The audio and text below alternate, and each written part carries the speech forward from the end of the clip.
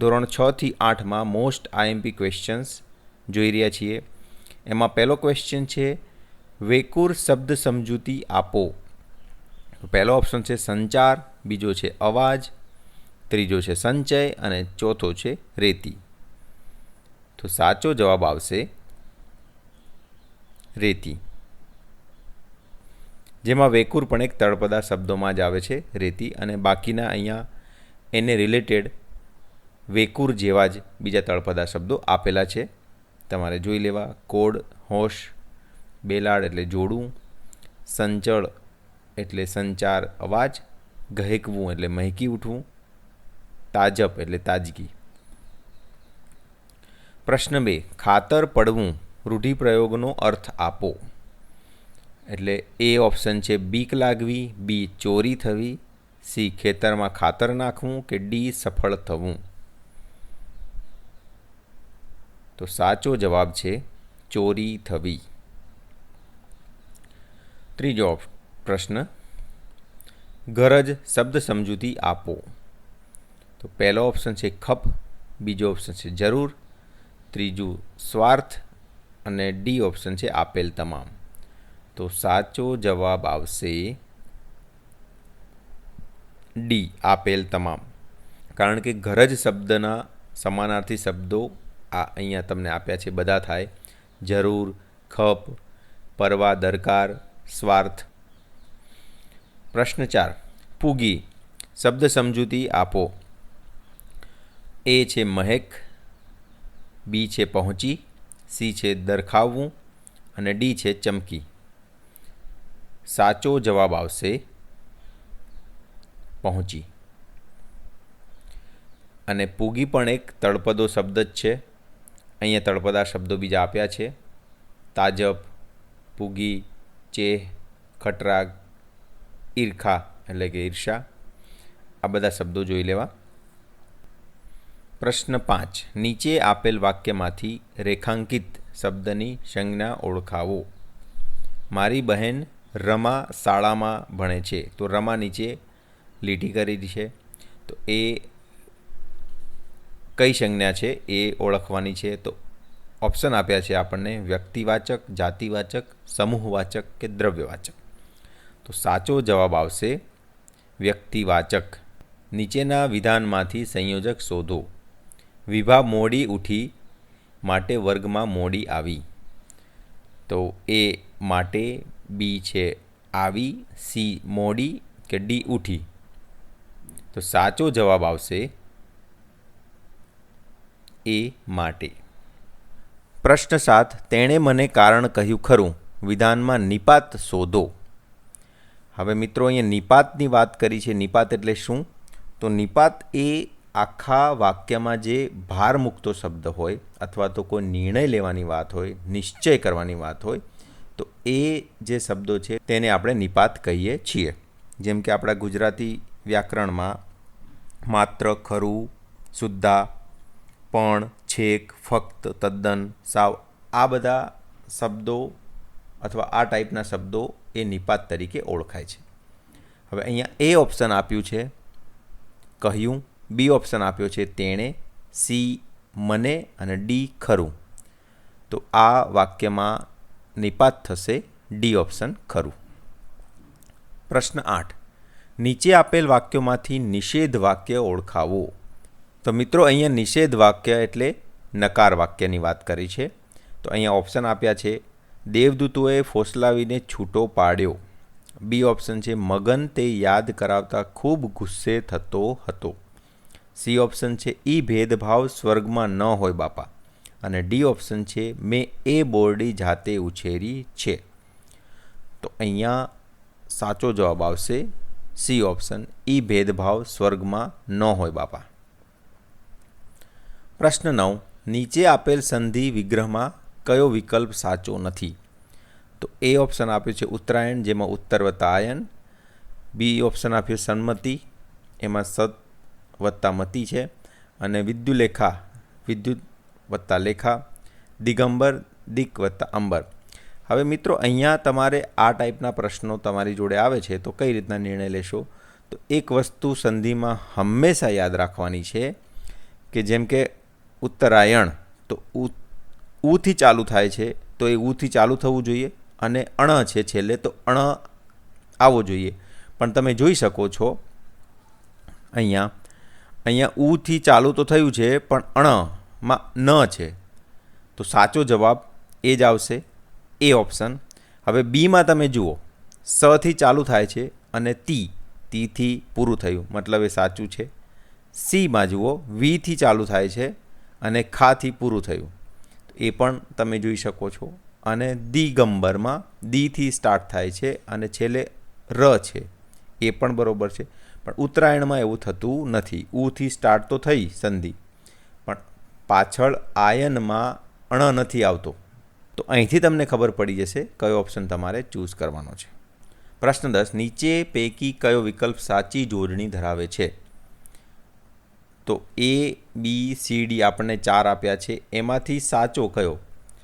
તો આમાં તમારે એક વસ્તુ યાદ રાખવાની છે, જ્યારે રકાર હોય એની આગળ દીર્ઘ આવે, એટલે કે બી અને સી ઓપ્શન આવશે, એ અને ડી ઓપ્શન ઉડી જશે, એ ખોટા છે. જ્યારે પણ રકાર આવે ત્યારે એના આગળ દીર્ઘ આવશે, આ યાદ રાખવાનું છે. હવે એમાં પણ 2 ઓપ્શન છે, બી અને સી. તો એમાં પણ યાદ રાખો કે જ્યારે ઈલ આવે, જેમ કે ઉર્મિલ, એમાં પાછળ ઈલ આવે છે, તો એમાં આગળ હસ્વ તમારે ચૂઝ કરવાનો રહે.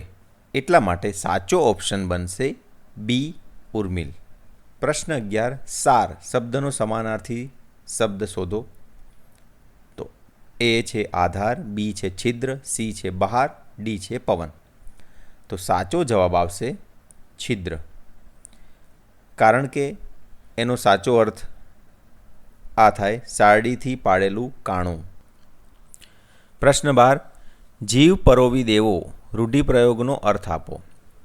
એમાં એ ઓપ્શન આપ્યું છે, વાતમાં રહસ્ય હોવું, થોડામાંથી વધારે થવું, સી કરકસરિયું હોવું, કે ડી એકચિત્ત થઈ જવું. તો જીવ પરોવી દેવો એનો સાચો અર્થ થશે ડી, એકચિત્ત થઈ જવું. અને આ રિલેટેડ તમને બીજા પણ રૂઢિપ્રયોગો અહીંયા આપ્યા છે, જોઈ લેવા. પ્રશ્ન 13, નીચે આપેલ શબ્દનો વિરોધી શબ્દ પસંદ કરો. મિત્તાહારી એટલે એનો વિરોધી શબ્દ શોધવાનો છે. આપણને ઓપ્શન આપ્યા છે, અલ્પાહારી, અલગાહારી, અક્રાંતિયું, મદમાતું. તો વિરોધી શબ્દ શોધવા માટે પહેલાં તો તમારે મિત્તાહારી શબ્દનો અર્થ સમજવો પડશે. તો મિત્તાહારી એટલે કે જે લિમિટમાં ખાય, જે સમજીને ખાય, એકદમ પેટ ભરીને ના ખાય, એને મિત્તાહારી કહેવાય. જે પ્રમાણમાં ખાય એને. હવે એનો વિરોધી શબ્દ થશે ઓપ્શન સી, અક્રાંતિયું, જેનો મતલબ થાય કે બહુ ખૂબ ખાવું અથવા તો પેટ ભરીને ખાવું.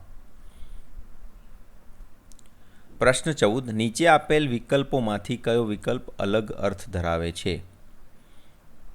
તો સાચો જવાબ આવશે એક પણ નહીં, કારણ કે જ્યોત્સના, કૌમુદી, ચાંદની આ બધાનો મતલબ એક જ થાય છે. પ્રશ્ન 15, નીચે આપેલ શબ્દોમાંથી કયો શબ્દ શબ્દકોશમાં 3જા ક્રમે આવશે? તો શ્યામ, શંભુ, શ્રાવણ, શ્વાસ.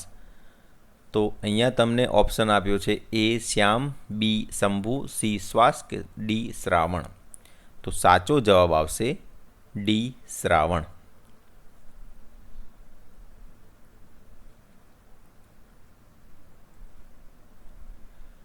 પ્રશ્ન 16, રૂઢિપ્રયોગનો અર્થ આપો.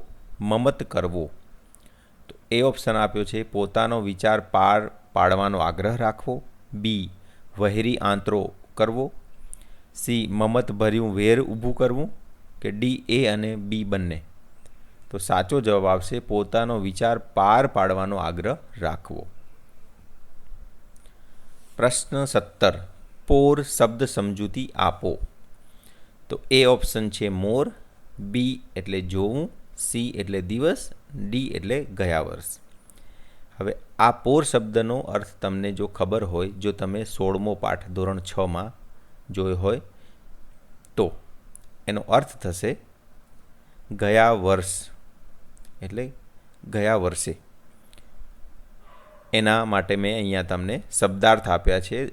ધોરણ 6 ગુજરાતીમાં પાઠ 16 શેરી આવે સાદ, એના બધા જ શબ્દો આપ્યા છે, એટલે તમને વધારે એનો આઈડિયા આવી જાય. ખૂંજ એટલે ઝાડ અથવા વેલાના પાંદડાથી થયેલી ઘટા. પોર એટલે ગયા વર્ષે. પેખવું એટલે જોવું. મોર એટલે અહીંયા આંબાના ફૂલ. મંજરી એટલે મરવો, નાની કાચી કેરી. અંકોર એટલે અંકુર. ફણગો ઘેરો નાદ, અહીં વધારે તીવ્રતાવાળો અવાજ. મોકળું ખુલ્લું. રંજાડ એટલે કનડગત, કાયર, ડરપોક. દન એટલે દિવસ. તો આ પણ તમને આમાં મદદ થશે. પ્રશ્ન 18. દિલમાં દુઃખ થવું. રૂઢિપ્રયોગનો અર્થ આપો. ઉદાસ થઈ જવું, સ્તબ્ધ થઈ જવું, ખૂબ દુઃખી થવું કે આપેલ તમામ. તો સાચો જવાબ આવશે ખૂબ દુઃખી થઈ જવું. પ્રશ્ન 19. ખર્ચી ખૂટી યારી તૂટી. કહેવતનો અર્થ શોધો. એ ઓપ્શન છે પૈસા ન હોય તો દોસ્તી તૂટી જાય. બી ખર્ચ કરનાર સુખી થાય. સી કંજુસાઈ કરવી. ડી ઉડાઉ બનવું. તો સાચો જવાબ આવશે એ પૈસા ન હોય તો દોસ્તી તૂટી જાય, જે ક્યાંક ને ક્યાંક સાચી વાત છે. પ્રશ્ન 20. સૂંપડું. શબ્દ સમજૂતી આપો. તો એ ઓપ્શન ઝાટકણી, બી હસવું, સી નિષ્ણાત કે ડી સુગંધી.